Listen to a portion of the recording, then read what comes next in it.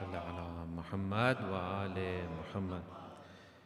أعوذ بالله من الشيطان الرجيم. بسم الله الرحمن الرحيم. الحمد لله رب العالمين، والصلاة والسلام على أشرف الأنبياء والمرسلين، خاتم النبيين، شفيع المذنبين، رحمة للعالمين، مولانا وسيدنا أبي القاسم محمد. اللهم صل على محمد وآل محمد وعلى آله الطيبين الطاهرين، لا سيما بقية الله في الأرض، أرواحنا له الفداء، وعجل الله تعالى فرجه الشريف، ولعنة الله على أعدائهم أجمعين من الآن إلى قيام يوم الدين. Amma ba'du, my respected elders, brothers and sisters, this is the final lecture I will have the privilege of delivering here. I just wanted to thank Allah subhanahu wa ta'ala for the opportunity to visit you all once again, and to thank you for your hospitality and for your kind patience in hearing me and listening to me. Inshallah, may Allah give us tawfiq, forgive our sins. Those who are unwell, may He cure their ruhani and jismani illnesses, inshallah. May He increase everyone's rizq, barakat. May He bless you all, keep you strong as a community, keep you united with the barakat of salawat ala Muhammad wa ali Muhammad.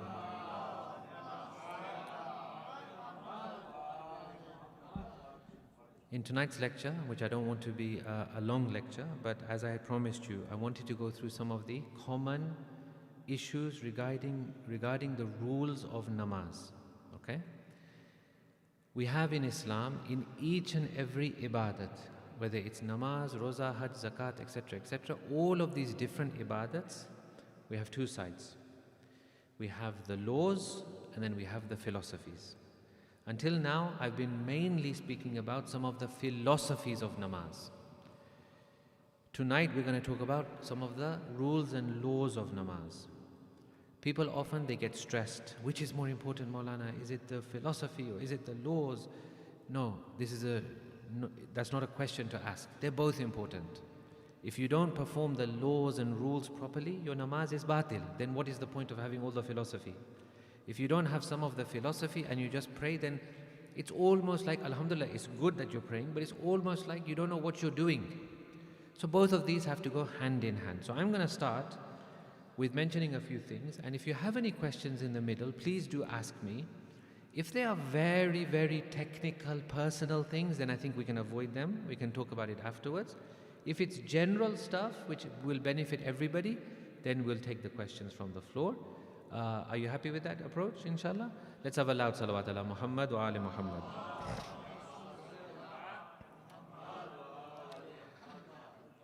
First thing I want to mention is in the very first phrase of namaz, we are sometimes getting it wrong.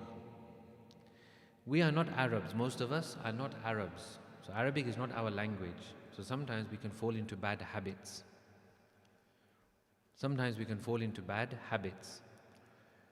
Takbiratul ihram. Okay?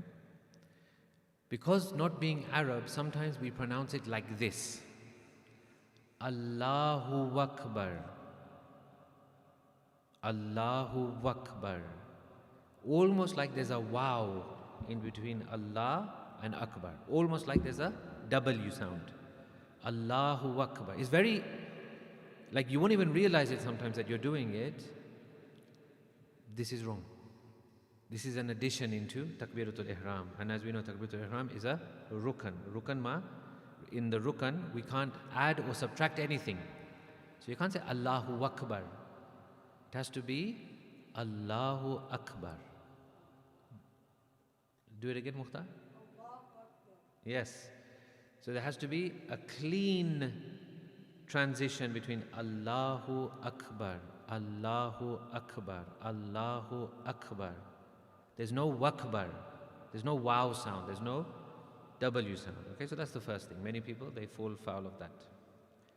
Second, very important, okay, the surahs which you recite. Okay, first of all, before you even get to the surahs, a mustahab thing for you to bear in mind. In namaz, before saying takbiratul ihram, it is mustahab to recite 6 takbirs. Doesn't even take more than 3-4 seconds even, I'll tell you. So you do your niyat, for example, I am praying Maghrib, hu namaz padhu chu Maghrib ni 3 rakat qurbatan ilallah, wajib whatever, wajib qurbatan ilallah. Allahu Akbar, Allahu Akbar, Allahu Akbar, Allahu Akbar, Allahu Akbar, Allahu Akbar, Allahu Akbar. Didn't even take me 5 seconds, did it? So 6 takbirs before your takbiratul ihram, just silently or whispered, is mustahab. Okay, now we come on to the surahs. In the surahs, it is mustahab before beginning Suratul Hamd of the first rakat to recite A'udhu Billahi Minash Shaitanir Rajim. Takbir, Allahu Akbar. A'udhu Billahi Minash Shaitanir Rajim. Bismillahir Rahmanir Rahim. Alhamdulillahi Rabbil Alameen. Okay, so it's mustahab. Fundamental point regarding the surahs. This is for men only. Women are not really in this ruling. Men, Fajr, Maghrib, Isha. How are you reciting your surahs? Aloud or in a whisper? Must be loud. There's no choice here. I see so many people, they're reciting Maghrib and they're reciting whispered surahs. No, it has to be with voice. Alhamdulillah. Even if you're in public, even if you're in someone's house, even if you're in the mosque, it has to be with voice, meaning not shouting out loud, but you should be able to hear your voice, not whisper. Whisper is something else. It should be awaj sathe, with voice. Okay? Which ones? Fajr, Maghrib, Isha. Now what about Zohar Asr? Zohar Asr should be whispered. Yeah, I don't want to say silent, because then some people will just recite it in their mind. That's also not allowed. It has to be recited but whispered for men. The only exception is Namaz-e-Jummah. Namaz-e-Jummah should be out loud. Okay?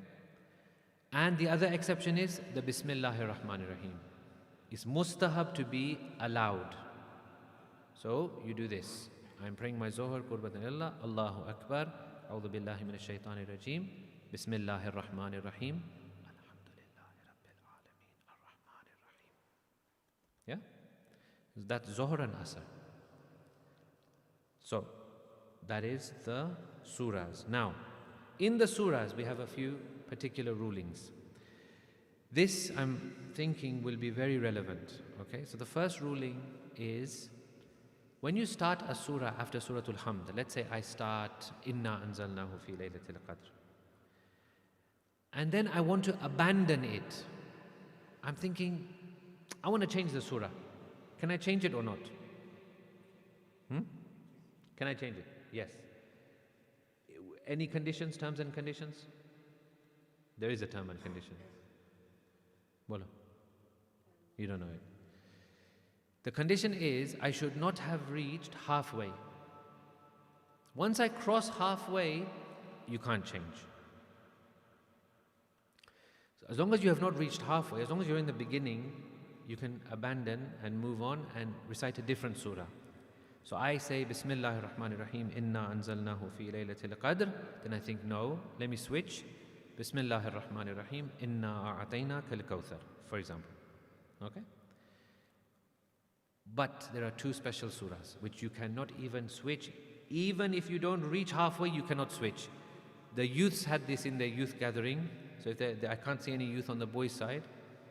Brother, I don't think you were there in the youth gathering. I don't know if in the ladies there are anyone.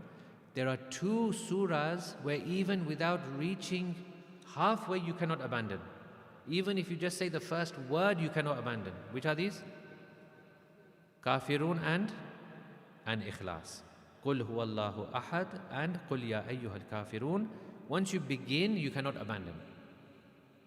They have a special law. Okay. Clear so far? Inshallah. Okay. Next ruling about the surahs, right? When you recite the surahs, each ayat, you have two choices. When you reach the end of an ayat,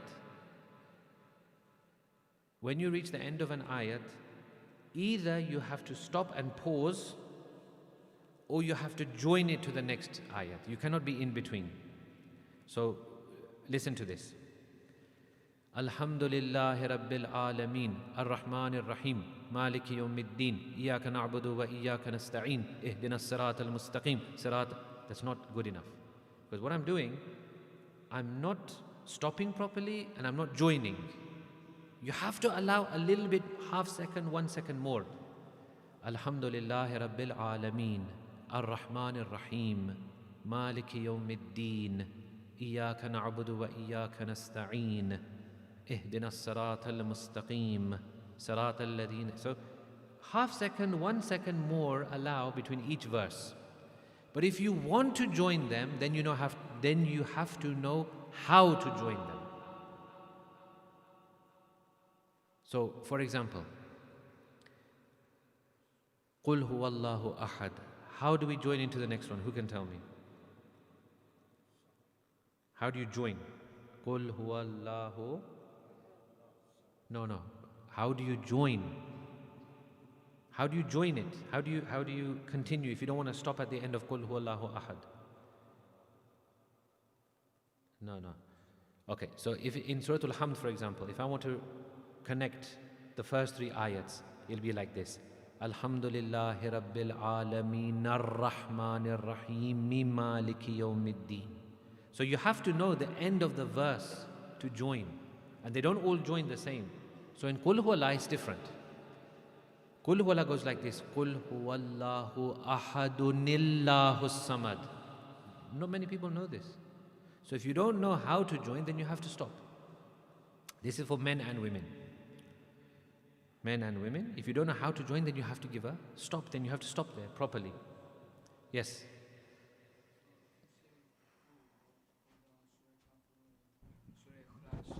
What if you decide you want to change to Surah Nas, because Qul A'udhu bi Rabbin Nas also starts the same? No, it's not about what it starts with. These 2 surahs have a special rule. Don't worry about the Qul part. The 2 surahs themselves have a special rule. You are not allowed to abandon them. Okay? Yeah. Unless you absolutely forget them. Let's say you have a memory loss and you forget the rest of that surah, then of course you can, because you have no choice. Okay. So is that clear on the joining, right? So either you need to give a 1 second, half second stop between each verse, or you need to join them properly with a proper grammatical way of joining. All right? Let's have a salawat ala Muhammad wa ali Muhammad.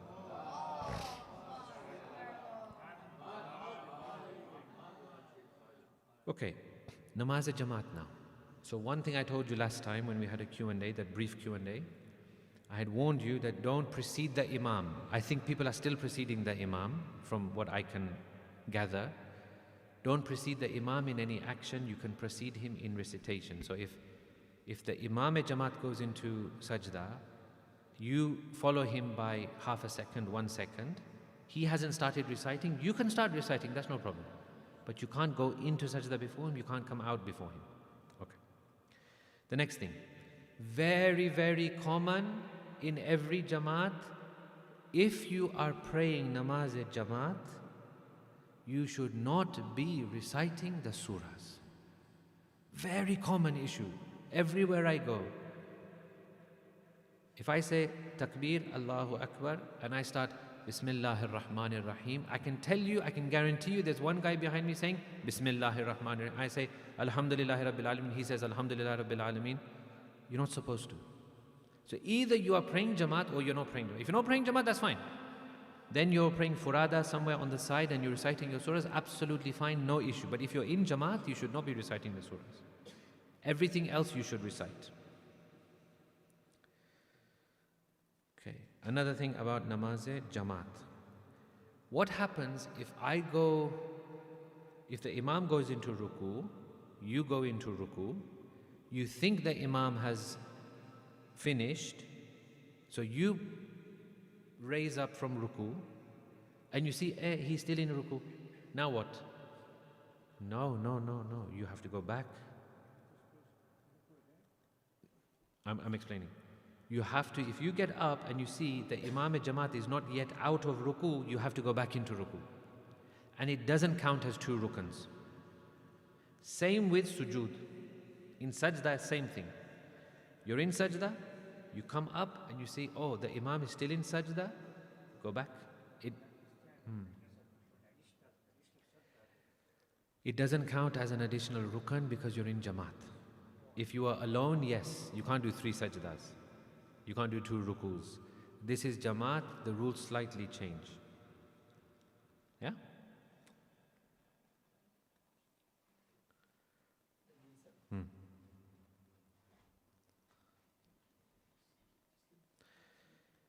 Okay, while the mic is reaching the ladies, just one more quick thing.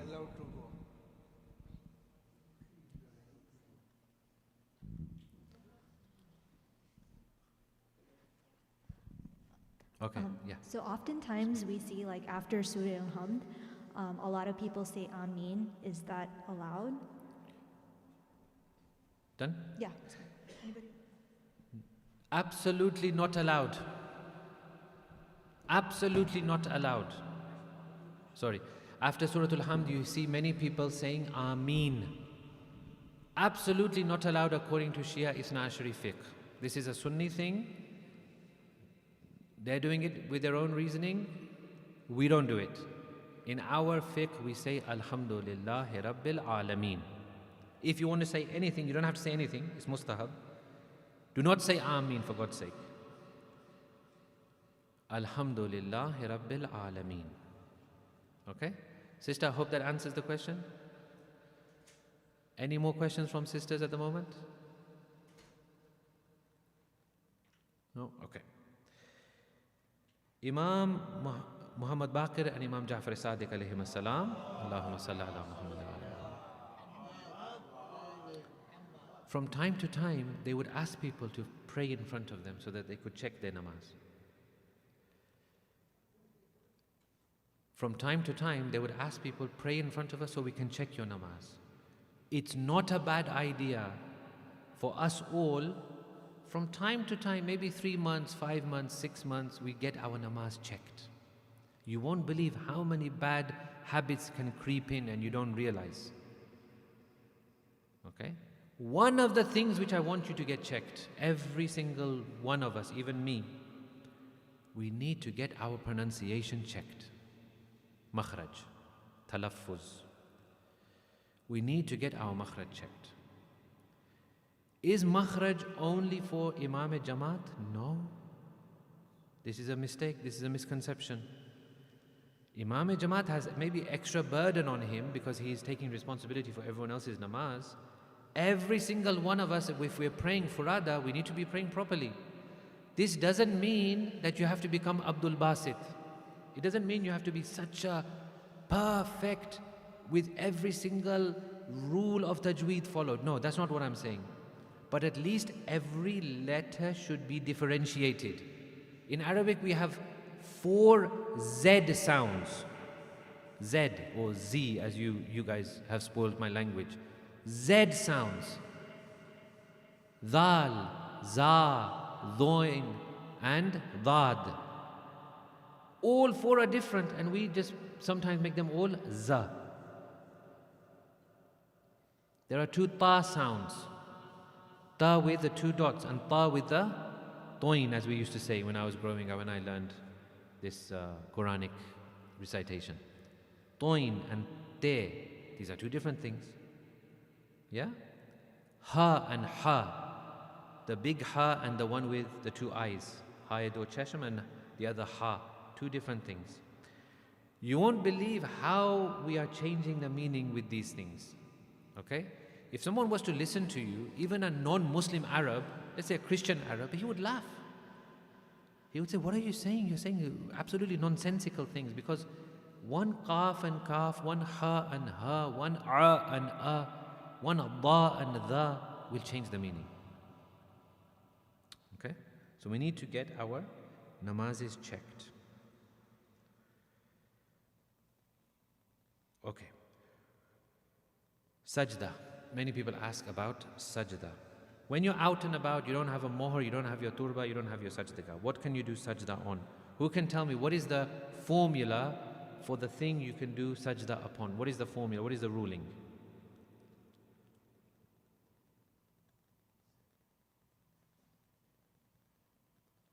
Ya Allah. Anything natural. So can I do sajda upon, for example, apple? It's natural. What about cotton? It's natural. No, so what's the rule? I want you to give me the rule. I don't want you to give me instances. Natural, but you can't eat, nor can it be worn. Cotton is natural, silk is natural, other fibers are natural, but because they are worn, we can't do sajda on them.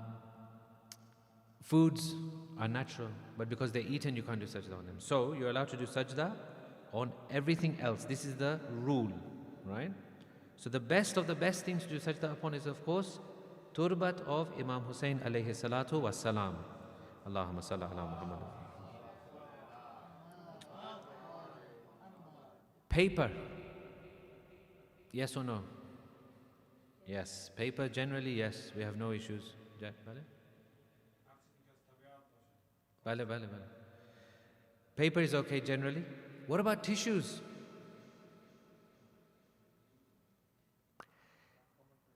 Question mark. Because it should mostly be okay. However, I've heard recently there's a likelihood of silk or other clothing material being mixed with tissues, those fibers. So now I'm seeing many people avoid tissues. I don't know, you'll have to do your own research and find out.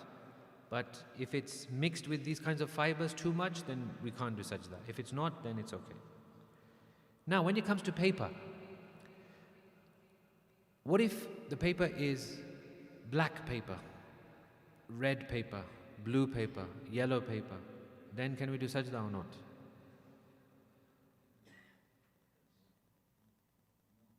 We have a split. Some people say yes, some people say no. Of course you can. What difference does the color make? It still fits that criteria. It doesn't make any difference. So you can do sajda on black paper, blue paper, green paper, red paper. It doesn't really matter. It doesn't have to be white as such. Okay.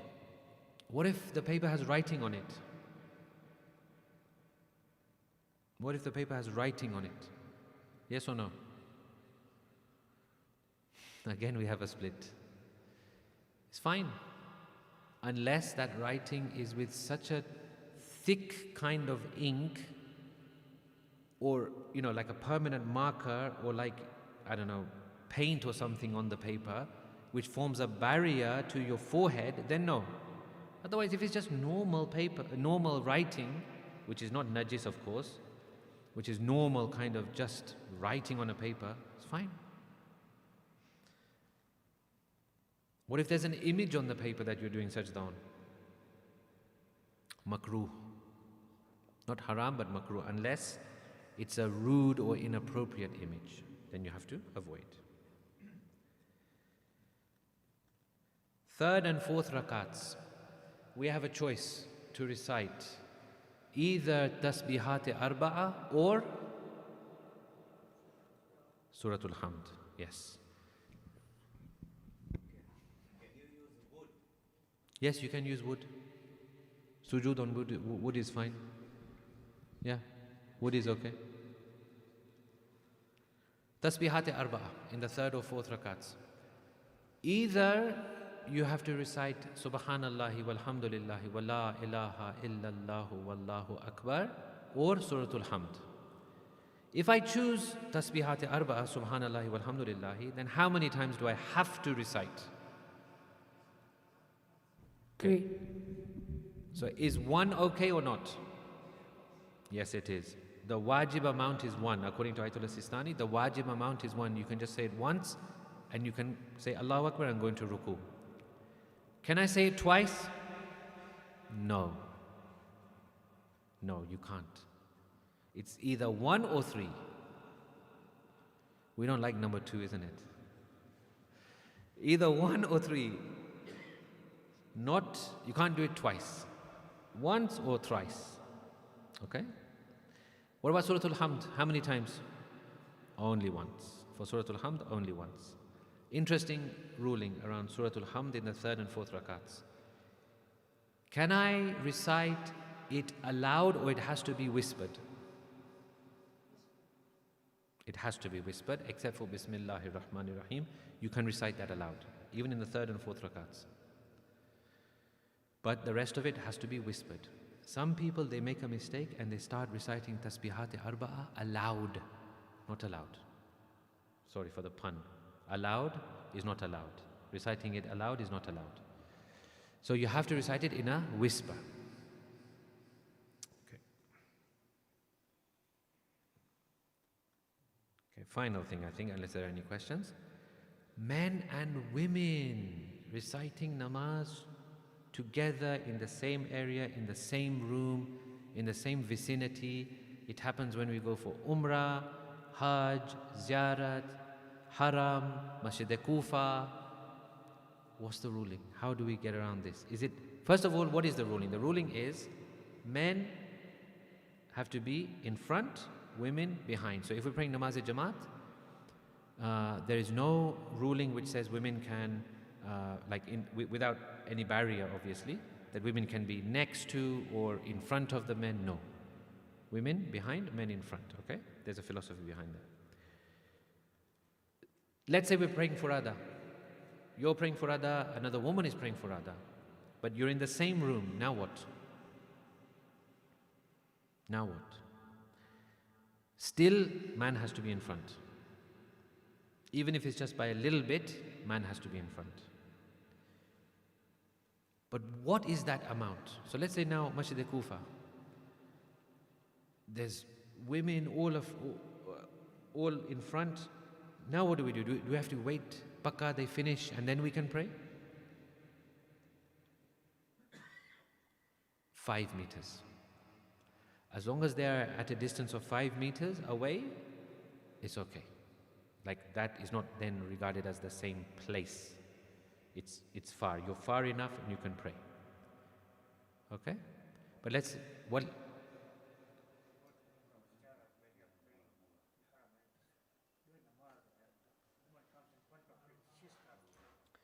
in Umrah, we have an exception. Ayatollah Sistani is given a general exception in Umrah in Masjidul Haram.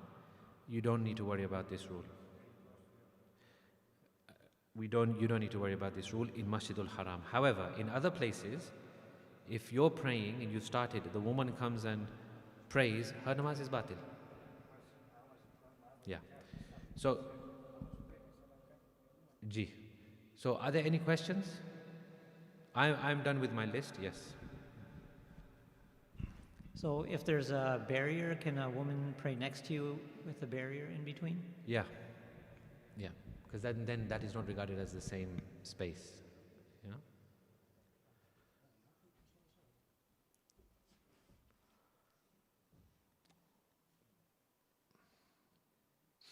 I think just stand around there.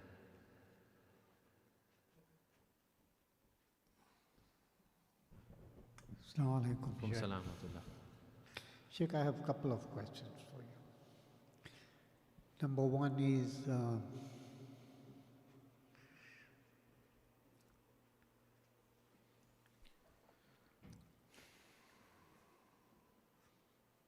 I am a little bit confused how to put this. Namaz-e-Shab, this is apart from what you have just recited. I am talking about Namaz-e-Shab. There is one rakat, Namaz-e-Witr, to be recited. In that, there are 3 times Kul Wallahu Ahad. And you start praying and you forgot and you start praying Inna Atayna Kal Kawsar. And when you are in the middle of it or when you are finished, you remember, oh my God, I was supposed to be reciting Kul Wallahu Ahad. In that respect, how do you rectify, or do we have to pray again, or is it namaz is batil, or how? So if you've not reached halfway, then you can change. Correct? Even if you have reached halfway, you remember that, oh my God, I was supposed to recite Kul Wallah, instead I recited Inna Atayna or other surahs. In that respect, do we break the namaz, or is the namaz valid, or should we start with Kul Wallahu Ahad again? So as I said, if you have not reached half of the surah which you want to abandon, you can abandon it. That is in Namaz-e-Witr. Yeah. Sheikh, this is a very awkward request because it was, I was reading a newsletter of one of the community, and the way the wudu was put together, the masail of wudu, Yeah. I would really appreciate if you can take a minute or two and just show exactly how the wudu is done, especially washing of face and hands. I'm not talking about masa or anything, because what I read was not what we were taught in early years. Okay. Thank you. I need your permission because I'm already over my time. So, are you sure? We have a question on the lady's side. Okay. Yeah. Are you sure? Is everyone agreed? Yeah, I don't want to overstep anyone's. Okay. So, wudu, Muhammad bhai, wudu has 3 mustahab, 4 wajib. 3 mustahab things, 4 wajib things. First mustahab things is you wash your hands. Second is you gargle 3 times. Third is you put water in your nose and you clean your nose 3 times. Okay? That's the 3 mustahab things done. Now we go on to the 4 wajib. Very easy. First is you wash your face. Face washing has to be done from beginning of hairline to chin, with the handspan on the side. So just near the ear line, basically. So basically the whole face is what I'm trying to say. And it is to be done in a downward motion. You need to make sure you do your these eyelids and eye bits, your nose, your slightly inner nose, and you need to make sure the whole thing is covered with water. The whole face, yeah. So look, I can be technical and I can just give you the easy answer. The easy answer is the whole face. If you want to be technical, then from the hairline here to the chin, and with the middle finger and the thumb, you go across your face, which is pretty much the whole face. Yeah, but I don't want to get too technical. Let's just say the face. You need to wash the face. Mahmoud, you look confused. Tell me. What I read was not what you are saying. What I read was totally different. That once you put your this and this, and then you can just do this, and that is it. You don't have to do this. I'm also saying the same thing. We don't have to do this because, like I said, the width of the face is based on between thumb and middle finger. But you can do that, but I don't think anyone really is so precise and that they just do that much. You always do a little bit more, ne? We always go to like the ears. Yeah, the eyelids is part of the face. It comes in this, look. Eyelids come within this width. As long as it's in a downward motion, there's no issue. Yes, of course you can. So let's say I do this and I wash all this, then I think, I forgot on my eyelids. You can just do this. Eyelids are done. Yeah? After face, right arm, get the water. This is for men. Get the water. Start with the outer forearm. You pour down. If you need to pour again, then it's supposed to have to turn and pour on the inner forearm. Once you feel that you have enough water, you take your left hand, wipe it all over your right arm, from elbow to fingertips and in between fingers, etc., etc. To ensure you've done that, you can just go a couple of inches above and make sure everything is covered. Same thing, right hand, left arm, wash it from elbow to tips of fingers, go a bit higher, and then you're safe that you've done everything. Then from that point onwards, you're not allowed to take any more external water. External water is finished. Now you cannot go to the tap, you cannot take any more water. Now whatever moisture you have left on your hands, you do massa of head. Simple, you take, people get very stressed about this, yeah? You see them treasure hunting for the scalp. You see them, oh my God, really looking for the scalp. You don't need to do that. As long as you have short hair, you can do it on your hair, no problem. If you have long hair, then it's a little bit of an issue. You have to go to the, at least base of the hair, but you don't have to go to the scalp as such. Simple, small wipe there. I'm not going to go into the mustahab things, yeah, because I can see time is ticking and then it gets technical. Simple, down. Again, you'll have moisture on both hands. You wipe your feet from toes, tips of the toes, to the ankle, Some people think it's to the middle of the foot. You know, you have that slight lump in your foot. They think it's to the middle of the foot, where if you wear shoes, your shoelaces are there. No, it's to the ankle. It's to the ankle. Ji? One at a time. One at a time. Yeah. One at a time, yeah. Continuous, yeah. Yeah, you can't have big gap between each part, yeah. Okay? Mawda, does that answer your question? No problem, inshallah. I think, yeah, sure. I think ladies had something, if I'm not mistaken. Assalamu alaikum. Alaikum salam wa rahmatullah. It's not a question here, but it's just, I feel we need to be reminding people that while they are in their salat, namaz-e-jama'at or even personal, there should not be any chewing done in their mouth. There are people who like to chew gum, there are some people who like to chew sopari and stuff like that. Is that allowed? Eating is not allowed during namaz. So if it's classed as eating, then no. Yeah, so that's what I think we needed a reminder on that. Second thing also, would it be good enough to, while doing wudu, to not let the tap water be running continuously? Yes, of course, to help the environment and to not do wastage, yes, we should be careful of that, definitely. So in this session, I'm just covering the essentials in a most simple way that I can. I don't want to get too technical and overburden people. We just want people to do their wuzu and namaz correctly. Ji. Yes.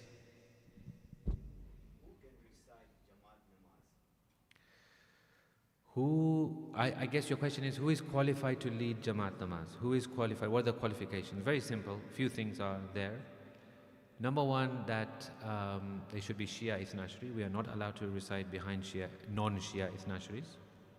In general, there are a couple of exceptions, but again, I'm just saying generally. Number two, they should be of legitimate birth, halal zada. Number three, they should know the rules of namaz, the general rules, you know. Number four, they should have correct pronunciation of the words. And number five, they should be adil. Adil means they should have a level of taqwa. In other words, they're regarded as a good person, a good, pious kind of person. That doesn't mean they're ma'soom and sinless. It means they're careful. They're careful. If they sin, they regret. They try not to. They try not to. Basically, people will say, he's a good man. He's a good, God-fearing, pious person.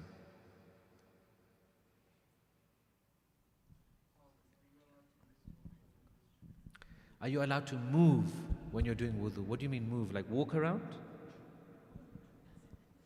You're allowed to turn. In fact, one of the most mustahab things is that every action you turn and face Qibla. So you're allowed to turn for sure.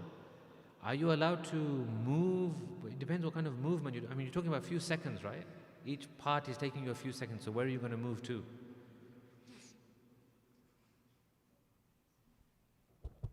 Assalamu alaikum. Alaikum salam. I had two questions. One was, you had mentioned if you want to, for each verse, you either should pause properly or join.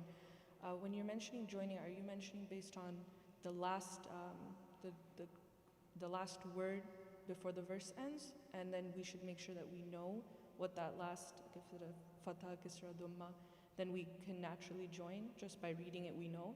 Or are you saying it should be grammar that we understand of the Arabic language? As long as you know how to join the fatha, kasra, zamma, tanween, and some places you can't join actually. Some places you have to stop. As long as you understand that is fine. You don't have to understand the grammar and the meanings behind it. Okay, great. And And then my second question was just in case sometimes it happens that our namaz is running late or we're getting close to it being qada. So in those cases, how can we make sure our surah or recitation is not compromised? Because then in your head as you're reciting, sometimes you can blur or not pause properly as you're saying. Yeah, that will come down to like your self-discipline. Obviously, like if time is short, you see, one of the advantages of knowing the rules of namaz is that if time is short, you can do away with some of the mustahab. And you can only do the wajib, but you do them properly. So for example, many things are mustahab. All this Sami Allahu liman hamida is mustahab. Astaghfirullah rabbi wa atubu ilayh between the two sajdas is mustahab. Salawats in the ruku and sajda is mustahab. Qunut is mustahab, but it's very highly recommended. Yeah, Ji. Let me ask you one technical question. Ya Allah. I heard here, let's say it's namaz time, right? And you're outside somewhere, you can najis. Bathroom, najis, cleaning. The ruling was you can pray. Your clothes is going to be najis. I heard was they said you can pray. You don't have to repeat the namaz. Let's say you went to the bathroom, right? You can really be najis. It's a spot of urine or something, right? You can't say, well, I'm najis, so I won't pray. Go home and pray later. Right? The ruling was that you can pray. I was a little bit confused. Yeah. So look, the question is, and I think this will be the final question. Yeah, I'm going to repeat. The question is that let's say you become najis, your clothing becomes najis, and then this namaz time, and if you don't pray now, then you'll get qaza. So you have no option but to pray with the najis clothing. Okay? Yes, in that case you can pray with the najis clothing if you have no other option. Of course you have the option of taking that piece of clothing off. Men we can, we don't have the same covering restrictions as women, for example. So we can actually take some clothing off, it's fine. But yes, if you have no other option, you can pray in najis. You got no. Basically, the rule is you should never be making namaz qaza. There's no excuse for making namaz qaza. Okay. Oh yeah, we have one. Yeah. Assalamualaikum. Alaikum salam. A bit of a technical, not really technical, but it's actually a logistical question in regards to when there are ladies who are about to join Jamaat Namaz and there's a large crowd. We often have a lot of little girls together, so I try to separate them. But sometimes is a case where I feel uncomfortable even saying this, but if we are doubtful of the person's ability to pray, have they done wudu? We have a large crowd of ladies and girls that come, families, that I'm not really sure, and I don't feel comfortable asking them. I don't want to offend them. Sure. But again, if I'm observing this, I don't want to risk the prayer of the people around them. So how would you suggest is that allowed? Just let it be and say, it's on them. Yeah, I think or take some responsibility. Yeah. Very good question. Very good question. I think what you have to do is you should, number one, tell the parents that look, if your girls or in the gent side boys do not know how to pray, then number one, teach them, and number two, make sure they don't mess up anyone else's namaz during Jamaat. Now let's say you come to the Jamaat. Now you don't have that time or luxury to tell them, right? So now you have to take immediate action. So very simple. Let's say there's a girl, she doesn't know anything about namaz. All she's doing is copying other people, right? It's okay to have Mukhtar. It's okay to have one of them and then an adult, but not two together. Two together makes the gap too big for the connection to happen. One is okay. What if it's the adult? If it's an adult?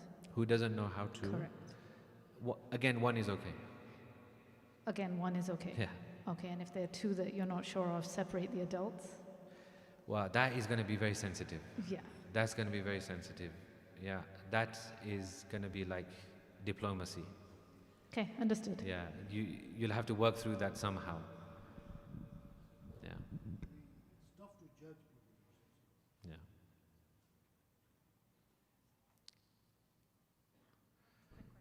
Yeah. Yeah, I don't mind. I mean, if you, I feel guilty for you guys. So you just mentioned about if it's time of qada and we're in, you're in najis clothes. I'm just a little confused because wouldn't you have to perform wuzu? So like, wouldn't you have to be pak in order to pray? I guess like I'm not understanding like the ruling on it. So let's say you do wuzu, you are in the state of wuzu, but then your clothing is najis for whatever reason. That's the question being posed, right? So you're in wuzu, that's not an issue, but your clothing has become najis. So now what do you do? Because clothing in namaz has to be pak, has to be tahir, not najis. Even if it's dry? Yeah, it has to be, your clothing has to be pak. Yeah? The point is that if it's time, you have to pray namaz. If the time is finishing, you have to pray namaz. If it's at the beginning of time and you have time to go and make it pak and everything, then you should do that. Okay, anything else? There is something on the lady side? No? Yes. Sure, brother. You mentioned the connection early on, or a little earlier. If you're doing Jamaat with just two people, then what's the do you have to be like this? Can you be like this if it's you and another brother? If it's just two people, then the mustahab way, not the wajib way, but the mustahab way is like you just put with your hands, just one at the side and behind. Yeah.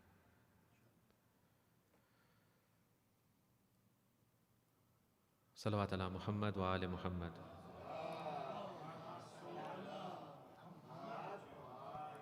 Sallallahu alayka ya Aba Abdullah. Assalamu alayka ya ibn Rasulillah. Assalamu alayka ya ibn Amir al-Mu'mineen. Assalamu alayka ya ibn Fatimat al-Zahra Sayyidat Nisa al-Alameen. The family of Imam Hussein alayhi salam were in Arba'een in Karbala. After this, they decided to go back to their homeland of Medina. That approach to Medina was extremely difficult for Ahlul Bayt. They saw, after so long, after so many tribulations, their homes, their loved ones, the haram of the Holy Prophet, the mosque of the Holy Prophet. They say that when they reached the outskirts of Medina, Bibi Kulthum began to recite a marthiya. Madina tu jaddina la taqbalina. Oh, the city, the Medina of our grandfather, we are not worthy anymore of entering you. In other words, she was trying to say that in what way did we leave you? In what way are we being returned to you? We left you with all our children, all our menfolk, all our children were safe. We were happy, we were together. We had someone like Hazrat Abbas to protect us. We had Aba Abdullah with us. And now when we come back, we have no one. Bibi Baneen was given the news. She was told, we give you condolences for your children. They said, your child Abbas has been killed. She says, don't tell me Abbas has been killed. Tell me about Sayyidi wa Mawlaya Aba Abdullah. I just want to hear about Imam Hussein alayhi salam. When they finally told her that Aba Abdullah was killed in Karbala, Bibi Baneen collapsed. She began to wail and cry. She held majalis. She would call people and tell them about what has happened in Karbala. Allah la'natullahi al-qawmi al-zalimin wa sayalamu alladhina zalamu ayya munqalibin yanqalibun. Matame Hussein.